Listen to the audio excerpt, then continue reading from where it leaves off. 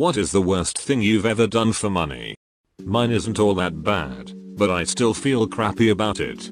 I was working at this really nasty Denny's in a ghetto town, making shit tips and just feeling sorry for myself. My manager waggled his finger at me and requested that I follow him into the storage refrigerator. He pointed at a bunch of old pies and handed me a roll of stickers that said Friday. It was Saturday. "Here's what I want you to do," he said, pointing at the stickers. "Put those stickers over the Saturday stickers." He demonstrated by carefully placing a Friday sticker over a Saturday sticker so that the edges lined up. "But weren't these made a week ago?" I asked. He breathed slowly out through his nose, staring at me with hard eyes. "No, they were made a month ago. But they are perfectly fine." He threw the stickers on the counter and walked out, shouting, "Just do it."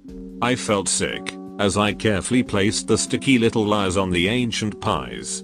TLDR, don't order the pie at Denny's. Once upon a time, I had long hair and wore skinny jeans and was wearing a big winter jacket and was a feminine young teenaged boy. The point is that sometimes people thought I was a girl. One day, after a long day at work, I was exhausted. I sat down on the bus, 11:45 at night, and this super drunk guy sits down a few seats back and drunkenly says, "Hey, what's up?" I nod at him. About halfway to my house, he moves into the seat right behind me and leans over. "Hey, you alright, darling?" At this point I realize he thinks I'm a girl and don't want to freak him out by talking with my obviously male voice, so I just say a meek, "Yeah." He nods and sits back down in his own spot. About 30 seconds before my bus stop, he gets up, moves to the seat behind me, looks around quickly, and puts a $100 bill next to me, then goes back and sits down. I look at him, utterly shocked, and he gives me this sly smile and nod, and motions me towards him. Obviously I took the money and got off the bus. I didn't actually do anything aside from look pretty, but I still felt pretty dirty. Ah, man. You should have said, "Thanks buddy," in your manliest voice as you were exiting the bus. Lol. Back when I was in the same situation, long hair, tight clothes, I was mistaken for a girl at a bar. Guy offered to buy me a drink, and I was underage at an all ages show. I kept my voice higher until I got it, then I pushed my hair back and said, "Thanks man." He decked me right there. Luckily security was on that quick lol, but yay, didn't try that shit again. Not so much the worst thing I did for money, but the worst thing I ever paid for, inspired by the slug story. I worked at a summer camp for a long time, and one year there were these huge worms everywhere, as it had been a wet summer. These duckers were like 6 inches long and half an inch wide.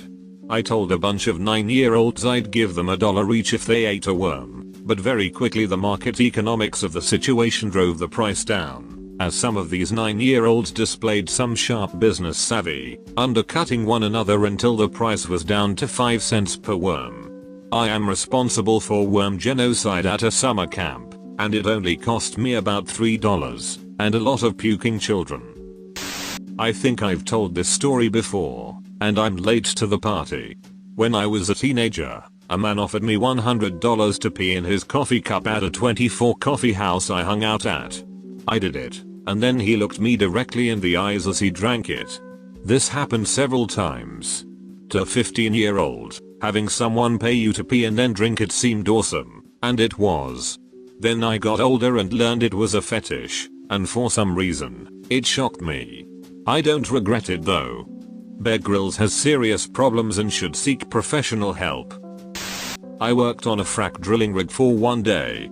They had thousands of pounds of chemicals that got rained on and the bags were falling apart, so they had me cut open all these bags marked dispose of properly and toxic, and dump them into a pond nearby since they couldn't use them. If that's the shit they have someone new who they don't know do, I can't even imagine the secret shit they do when no one is looking. I did not go back the next day, and soon after got a job with the Nature Conservancy. I worked as a personal assistant to a 22-year-old who was in the midst of a psychotic breakdown. He hired me while he was drunk at a mutual friend's birthday party. He paid me $8 per hour to hang out with him in his apartment, do his laundry, drive him around, buy him socks, and watch movies with him. He hired my boyfriend as his personal chef, and another of our friends as his vice president. He would have me go over to his apartment to heat up food before bringing dates home, to trick them into thinking he had a butler. He sent me on a 2-day expedition to pick up a blown up print of the movie poster for the Johnny Depp Willy Wonka movie. He had me research SpongeBob episodes for some reason. My boyfriend cooked Cornish game hens and lobsters for him every day. I wrote some of his college papers for him. Eventually he decided to expand his business and hired a bunch of Harvard students as interns, and bought them all power books. They just sat around all day in his kitchen, day in and out, confused as duck. He made us play touch football together every afternoon. We had nothing but Smirnoff Ice and Red Bull in the fridge.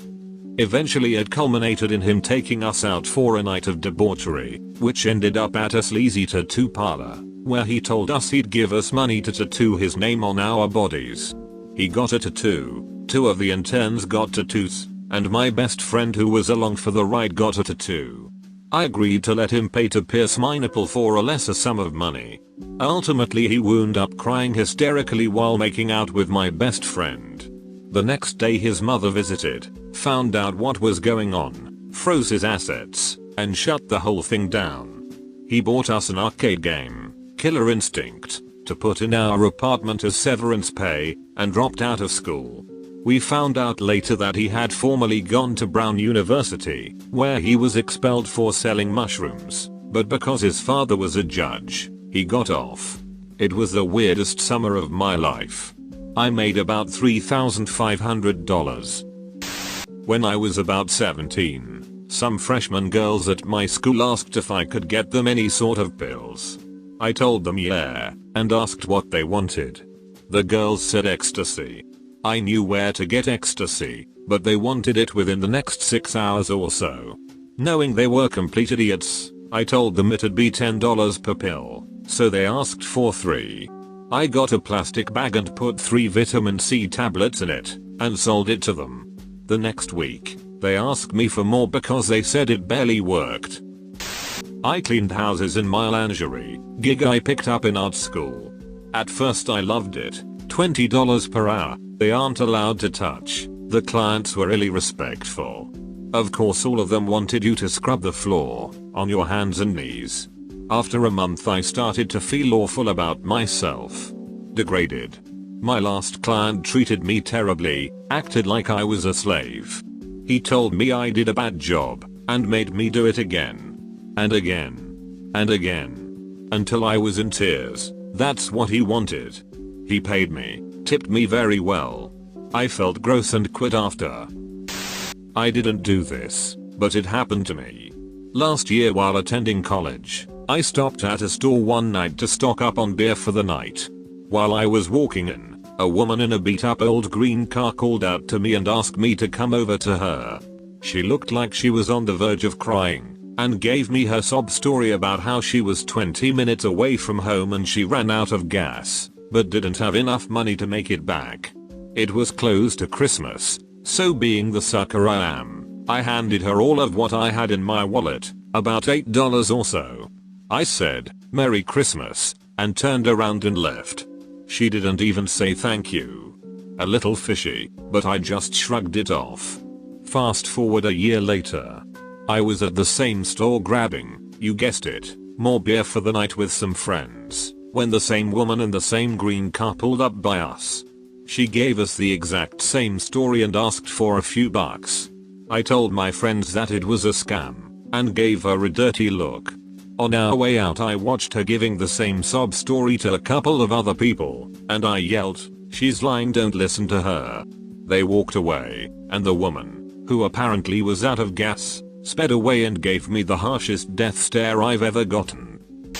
Sell my time for minimum wage.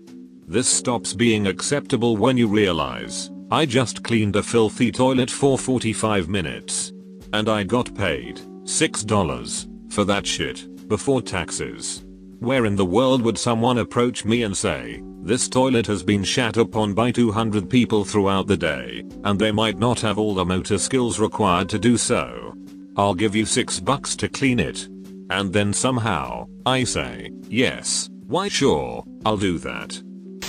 Very late early in the morning, 2 AM or so, I was going home from the bars and walked up a very long stretch of subway stairs.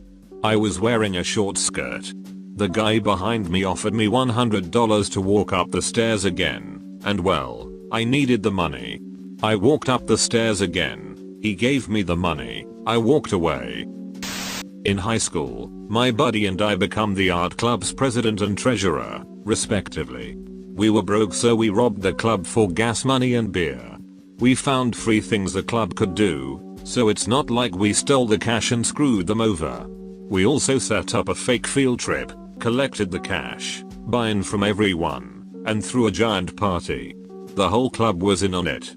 Their parents pitched in $50 a person, and we had a raging kegger. The parents believed we were heading up north for a one-night camping trip, so we could work on our still life paintings. Instead, we drank ourselves silly and smoked a ton of weed. There was plenty of cash left over to get some convincing receipts. The art club never found out. However, one of the students ratted us out when we got back. My buddy and I got suspended for 5 days. That's actually a pretty light sentence when you think about it. Also, another friend and I threw a raging kegger when the PS2 came out. We charged everyone walking in $10. When we hit $650, we called 911 and got the party busted up. We then left and stood in line to get our free PS2s. That's probably the worst thing I've done. Especially since we used some random person's house. I've been playing guitar since I was 9 years old, so obviously I'm quite good at it. When I was a senior in high school, I rode the metro into downtown St. Louis, dressed up in my worst clothes, and played guitar on the street corner next to the metro station. Want to know how much money an 18-year-old white kid dressed in shitty clothes playing prog rock on his acoustic guitar next to the metro station makes in a few hours? $314. And they told me to get a job. I thought about doing it again, but I couldn't trick people like that more than once. Edit, I probably just have a weird moral compass, but I feel as if it's slightly dishonest to play street side and accept people's money when I don't really need it. I broke into someone's house with the intention of planting incriminating evidence on a guy's hard drive in an effort to get his girlfriend to break up with him. The goal was for my employer to subsequently swoop in and steal her. The funny thing was I didn't even need to implant the fake stuff I had brought. The guy already had some pretty sick shit on his hard drive, so all I had to do was make copies and leave them in a conspicuous place for the girlfriend to find. And that's the story of how I was able to afford my Xbox. My stepsister once found $10 at the fair. She decided to do the right thing and turn it in. I later on went to the office and pretended like I lost my $10. I felt bad. But I knew nobody was going to claim that shit.